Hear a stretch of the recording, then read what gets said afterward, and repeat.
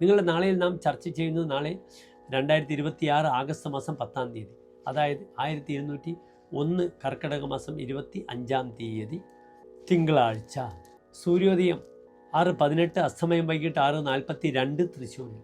തിങ്കളാഴ്ചത്തെ രാഹുകാലം നിങ്ങൾക്കറിയാം. കാലത്ത് 7:30 മുതൽ 9 മണി വരെയുള്ള സമയം, ആ 1.5 മണിക്കൂർ ദൈർഘ്യ സമയം നാം ശുഭകാര്യങ്ങളൊന്നും തന്നെ അനുഷ്ഠിക്കാറില്ല. നാളത്തെ തിഥി കറുത്തപക്ഷത്തിലെ ദുർബലമായ ദ്വാദശി തിഥിയാണ്.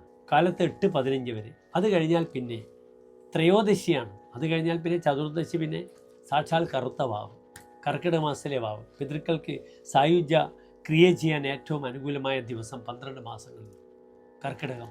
അപ്രകാരം തന്നെ കറുത്ത വാവ്, തുലാമാസത്തിലെ കറുത്ത വാവും കുംഭമാസത്തിലെ കറുത്ത വാവും വളരെ പ്രാധാന്യമുണ്ട്. പിതൃക്കൾക്ക് ഏറ്റവും നല്ല ദിവസമാണ് തുലാമാസത്തിലെ കറുത്ത വാവ്. തുലാ 10 പിതൃക്കൾക്ക് നാം എല്ലാം ഭക്ഷണമൊക്കെ വെച്ച് കൊടുക്കും. കുംഭമാസത്തിലെ കറുത്ത വാവ് സാക്ഷാൽ പരമശിവനുമായി വളരെയധികം ശിവരാത്രിക്ക് അടുത്താണ് എപ്പോഴും വരിക. നാളെ 12:25 വരെ നക്ഷത്രം തിരുവാതിര നക്ഷത്രമാണ്. തിരുവാതിര ശുഭ നക്ഷത്രമല്ല, ഒരു ശുഭകാര്യങ്ങൾക്ക് നാം സ്വീകരിക്കാത്ത നക്ഷത്രമാണ്. യമരുദ്രാഹി മുപ്പൂരം തൃക്കേട്ടവി 7 നാൾ വിതക്കിൽ വെളിയാ ഭൂമോ യാത്ര പോകിലവൻ വരാ.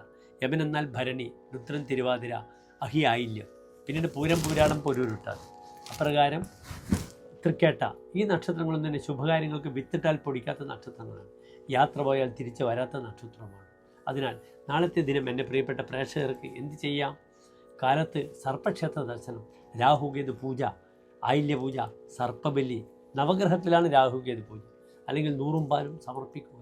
നിങ്ങളുടെ പ്രാർത്ഥനയും ഓം രാഘവേ നമഃ, ഓം കേതവേ നമഃ എന്നാകട്ടെ. നാളെ 12:25 മുതൽ പുണർത്തം നക്ഷത്രത്തിൻ്റെ ആരംഭമാണ്. പുണർത്തം മിഥുനക്കൂറാണ്, ആദ്യത്തെ 45 നാഴിക.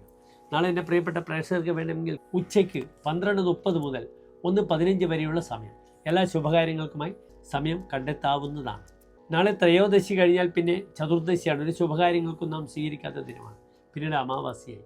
അതിനാൽ അത്യാവശ്യം ചെയ്യേണ്ടുന്ന കാര്യങ്ങളൊക്കെ നാളെ മേൽപ്പറഞ്ഞ സമയത്ത് ചെയ്ത് എല്ലാം നന്നായി പ്ലാൻ ചെയ്യുക, പദ്ധതി ആവിഷ്കരിക്കുക. വൈകിട്ട് പുണർത്തം നക്ഷത്രമാണ്, ശ്രീരാമസ്വാമിയുടെ നക്ഷത്രമാണ്. പ്രിയപ്പെട്ട പ്രേക്ഷകർക്ക് ശ്രീരാമസ്വാമി ക്ഷേത്രത്തിൽ പോകാം. പുണർത്തം നക്ഷത്രം മിഥുനൻ രാശിക്കാർക്ക് ഇപ്പോൾ കണ്ടകശനിയുണ്ട്.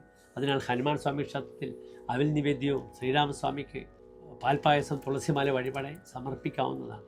ഓം ഹം ഹനുമതേ നമഃ, ഇതാണ് ഹനുമാൻ്റെ മന്ത്രം. ശ്രീരാമസ്വാമിയുടെ മന്ത്രം വിഷ്ണു സഹസ്രനാമത്തിൽ പ്രത്യേകം പാർവതി ചോദിക്കുന്നുണ്ട് പരമശിവനോട്, ഏത് ശ്ലോകം ചൊല്ലിയാലാണ് വിഷ്ണു സഹസ്രനാമം പൂർത്തീകരിക്കുക. അവിടെ പറയുന്നുണ്ട് 3 പ്രാവശ്യം ശ്രീരാമ രാമ രാമേതി രമേ രാമേ മനോരമേ സഹസ്രനാമ തത്തുല്യം രാമനാമ വരാനനെ എന്ന് പ്രത്യേകം പറഞ്ഞിട്ടുണ്ട്. ശ്രീരാമനാമ വരാനന ഓം നമ ഇതി. ഇവിടെ ശ്രീരാമസ്വാമിയുടെ പ്രാർത്ഥന ഒരു വലിയ പരിഹാരമാണ്. രാമായണ മാസമാണ്. എല്ലാ പ്രിയപ്പെട്ട പ്രേക്ഷകർ ശോഭനമായ നല്ലൊരു നാളത്തെ ദിനത്തെ പ്രാർത്ഥിക്കുന്നു. നന്ദി, നമസ്തേ.